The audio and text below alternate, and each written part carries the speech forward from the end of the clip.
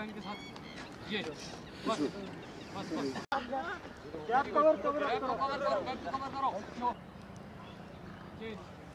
अभी थोड़ा मोमेंट देना,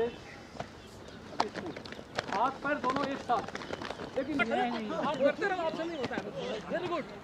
ये क्या कर यही के पहले बॉडी को वार्म अप है ना, उसके बाद धीरे धीरे धीरे धीरे स्पीड को बढ़ाओ।